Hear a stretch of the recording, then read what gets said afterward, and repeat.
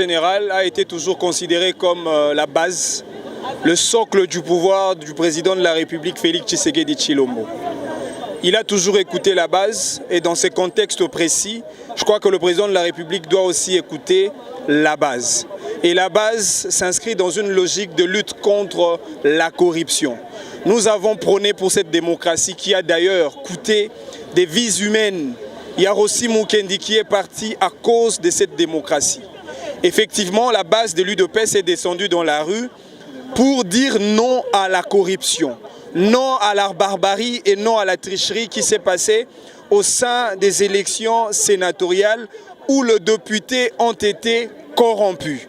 Et aujourd'hui, nous disons, nous la base, il faudrait vraiment que le président de la République, en sa qualité de garant de bon fonctionnement des institutions de la République, se prononce là-dessus. Et il faudrait, même au niveau du parti, que les autorités arrivent à prendre des décisions sérieuses à l'égard de toutes les personnes, candidats, tout comme députés provinciaux qui ont été à l'objet et qui ont été dans le viseur de cette corruption.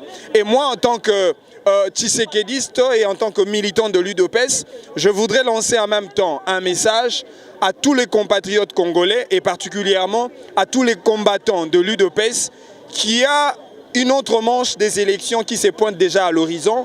Bien évidemment, les élections de gouverneurs de province prévues le 26 mars de cette année. Et donc, il faudrait que le peuple congolais et les combattants de l'UDPS jettent encore les dévolus davantage sur le choix. Parce que nous avons un candidat, le candidat de l'UDPS est déjà connu, surtout pour la ville-province de Kinshasa. Donc, nous devons être là, ce jour-là, pour veiller avec un œil de vigilance nationale pour que ces députés-là ne puissent plus commettre la même erreur. Et nous attendons la décision du parti, mais aussi la décision du président de la République par rapport à la corruption. S'il faudrait remplacer les députés corrompus par leurs suppléants, pourquoi ne pas le faire? S'il faudrait le sanctionner de manière disciplinaire au sein du parti, pourquoi ne pas le faire? S'il faudrait que ce député-là reconnaisse leur erreur au regard du principe qu'on dit une faute avouée est à moitié pardonnée, et je pense que l'occasion qui serait accordée pour ce député provincial-là, c'est justement les élections de gouverneurs de province à travers lesquelles ces députés vont devoir élire un gouverneur de l'UDPS, un gouverneur du cash. Parce que la ville-province de Kinshasa, en sa qualité du siège des institutions de la République, nous ne la perdrons pas. L'UDPS aura la ville-province de Kinshasa, l'UDPS aura le reste de provinces qui restent. Et d'ailleurs, nous nous disons, pourquoi pas que l'UDPS prenne aussi la primature. Et donc, cette précarité, cette situation de crise doit nous remettre dans un état de questionnement pour essayer de redéfinir les cadres et les paysages politiques. Ces gens ont déjà raflé la majorité au sein de l'Assemblée nationale, ils ont déjà raflé la grande part du gâteau au sein du Sénat, ils auront peut-être certainement encore plus de postes de gouverneurs de province parce qu'ils sont prêts à corrompre. Mais nous disons que la ville-province de Kinshasa, nous disons que la primature doit revenir à l'UDPS et au cash. Kimiokota parce que le président Nabiso a séni Kimia na kati na parti Nabiso lokola Jean-Marc Yatobalobi Jean-Marc Lobi soko Jean-Marc Lobi biso sur la parti Nabiso Kimia ezali total explication les malamu ils ont les bien makambo ça poser na bito to senga kati ba député Nabiso wana o basa buzo bana ba CGT ndenge Jean-Marc Biso bako CGT tokende bango tina suka mama ko CGT tokola na biso bameka ko CGT ko tina kiteti soki bameka ko sala kiteti ke ba ke ko CGT biso tokola na bango tina na parlement to la bango tina parlement pour ko boto la mandat na biso pesa bango parce que biso to sala ba campagne na biso to sala ba campagne ya ofele ba pesa so lipate ba pesa so lipolote to tamboli partout pour ko sala ba campagne so ba mégaphone na biso pour ko sala ba campagne. Ça va campagne babimi et là ça va bizeti mo bonaka ta parlement yango biso combattant to telemi lokola président nani Jean-Marc Kabunda lobby to telemi sikoyo bango ba ko CGT bakosiéger te ti tokelango tina suka bakosiéger te.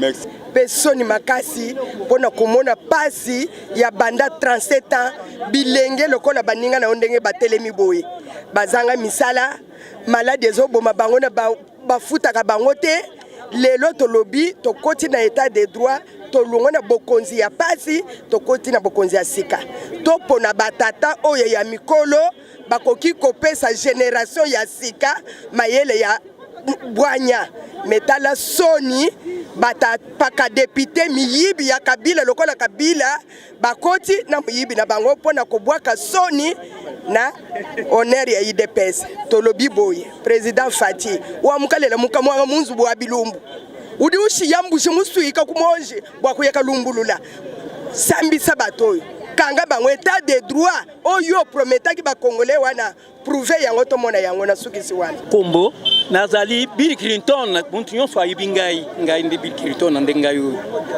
camarade ya Tshisekedi nazali kulela likambo ya Tshisekedi nazali kulela likambo ya mwana oyo koti mukundi na mwana oyo ilinge beba na likambo na kindoki ya mbuko oyo ndoki kimbuta ndoki na ye asali diseta na Kabila alinga kwata lisusu na Sena na likambo nini kengo ndondo asali na Mobutu akukota po na likambo nini banto ya erfo Chilombo alela te tuzali tokotie na bana na biso tokotie makolo na maboko makasi soyi na biso tokubwakire na ndoki na muntu nyonso ekosila ba suspendre makambo ya danyo Sena na bino oyo esali na muntu oyo coroner wana nanga asali biloko ndoki alubaki malamu liboso ne mbongo etamburi na biloko oyo baipa ya biso busala biloko nokina buta basi bafuti batu mbongo oyo ali mbongo nyonso mpawa ikudiare Tshisekedi kulanda ye mwana Tshisekedi tuzokumwesa pasi alekitina tata na musala Kabila adingu sala po atekera president ya Sena no biloko banire yangu ba mindera bayoka mawa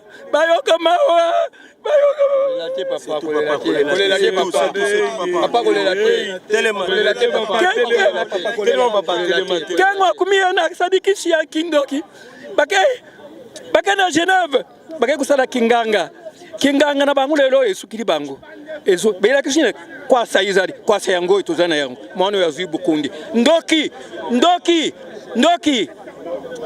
Martin Fayulu azakulera na mbuka kwenda kufinga batu baluba na barabara ayikuleka tena barabara ngai na zali bana bayibisinga ye wana lekingana bina kulande ete na kepa na posta munene na kepa ya bantu kuna yena rubi ndako ya Kabila kambongo yango na kote na rubi Martin Fayulu azana kikwit na rubi bobinga ye a 2 jours azalao to voter député boni akekuvanta na kikwit akekuluka reberio Martin Fayulu yakina 5 heures ya pourquoi bayiko yibisanga barubi ayingana rubi lokula komi c'est bien mais pamba mpawe kudamu awa tukuma kamera tukuma boy te Kabila ya sala tulukile mindondo mingi Kabila alakishimala mwa pesa biso indépendance économie tout sepeli mais boni aza kulele passe dans le président ya Sénat non maboko nanga bitini yango non même mbongo nanga zena l'état oya dommage intérêt nanga badia yango ngari mwena kufa bakunda ngai batika mbuko oyo zena makambu ibere binu bana bokutikala malamu ngana zena bana nangai mais batakumona mpasi na kati ya ndako binu yonso bana bokumona mpasi ba mwingi bazokuteka mai bazana ba diplôme mais boni diplôme za kulala pamba lero tuzima makambu ya malamu lobi mindera baya bana basala ba muninga na barabara Bill Clinton hare bachi yao na kekudia kumele na kulia mukoloni ba pesa ngama yana kendo sala mukanda o pesa usani na Tshisekedi 34 na sali mukanda pana yo kupesa lobi makambo ebi eske okupesa mukanda okupesa nani Chilombo lukula koti na Bukundi ngana ko kutumisiete na ko kuma pa ina ya mwana ngali ndoto nangati izali mawo munene asali na musala te lera kusala musala bimisi gouvernement elubile elo tongi taningana mwana nai amoni masoko na ngayo na kulati ilambata na ko bulumbu na kaliso na mulumbu ndio kwaza kutambula mulumbu pa ya Mobutu na badori tungai na bwandi buyi ndio kwaza kubiba na hotel muleka bulumbu masoko oyo na disanga bungango apakuli nkula awa apakuli bazokuya na kindoki na bandoki nyonso oyo ndoki akutike likambo oyo te akangami na likambo oyo mpawe kudia ekolia ye mbwa yango tukundaki yako mbwa ekubenda ye muntu nyonso mbwa we tukundaki yango pamba te tukundi mbwa bantu balandi mbwa po bazubimisa mbwa bamonaki mbwa te bamonye bembe ya mbwa te ekulia batu pa ekulia yo ozoko na lukutana muyibi na ide pes okukufwa tarangai babwaki dinga ba maladi ndenge na ndenge na kindoki na bino bandoki bakufwa nyamanzoba Monsieur Félix Antoine Tshilombo Tshisekedi, pour sa vision politique, c'est une personne qui pouvait donner l'argent aux députés pour qu'ils aillent voter les sénateurs. Ça ne veut pas dire qu'il n'a pas d'argent. Il a l'argent. Il a gardé l'argent au profit de la population. Il a dit aux députés, on vous a voté gratuitement. Allez voter gratuitement. C'est-à-dire, il les a piégés pour voir quelle est la vision politique de chacun. Et il a compris qu'ils sont tous des traîtres, sont tous des corruptibles. Et nous lui demandons, en tant que les garants de la nation, d'arrêter tous les corrompus et tous les corrupteurs. Puisque on dit le respect bien ordonné commence par soi-même. L'état de droit, nous allons commencer ça ici à l'UDPS. On commence par punir les 12. Et tous les députés de l'UDPS qui sont corrompus au travers les territoires nationaux, nous devons les punir pour dire à toute la nation que toute personne qui suivra les chemins de la corruption sera de même punie. C'est-à-dire, nous demandons l'arrestation de tous les corrupteurs et de tous les corrompus pour bien démarrer.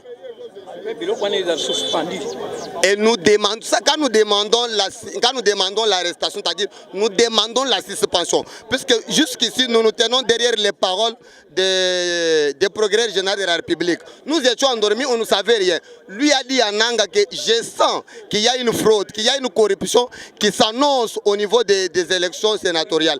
Arrêtez d'abord jusqu'à une date ultérieure, après vous allez commencer. Nanga s'est entêté, il a organisé les élections. Aujourd'hui, nous avons les résultats. Nanga est conscient que les résultats sont corrompus.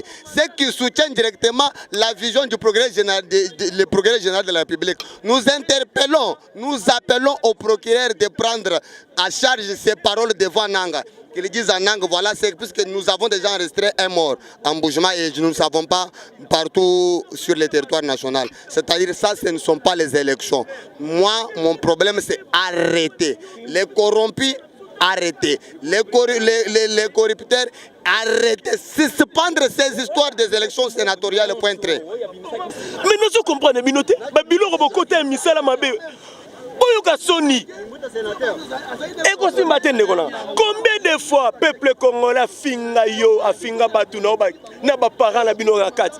Mais ceux qui ngana za bino na kotika. Boyoka rapé soni messieurs. Boyoka soni ba messieurs. Merci beaucoup chef de l'État Tshilombo Félix Maboko Pembe Fachi. Idéologie auto sala ya rememara batu kaka en plein peuple. Po yosa muta peuple. Nengo meme batu na échanger. Ba o ba sala ki malamu. O ba alela mese Kabila. Ba kombo na bango tangama ina nenga mabete.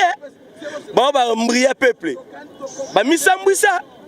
Yango biso to senga na yo. Yo memaka batu kaka na ba réunion place kaka o peuple tout a okomba. Soto e banani balingaka bango na peuple, banani balingaka bango na peuple te. Merci beaucoup mokonza mboka. Toza toujours likolo ya bakanda ya makambo eleki. Mais to sepeli muke to ala moi maîtrise muke na minute po au kotisi réunion. Pona makambo o ebimi partout chaud ba désordre et tout pona tracasserie ya babuzo ba o babimisi ba sénateur. Ba rosala te pe rosimba te.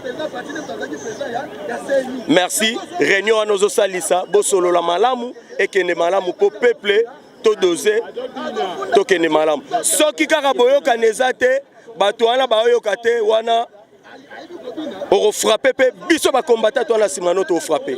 Merci beaucoup.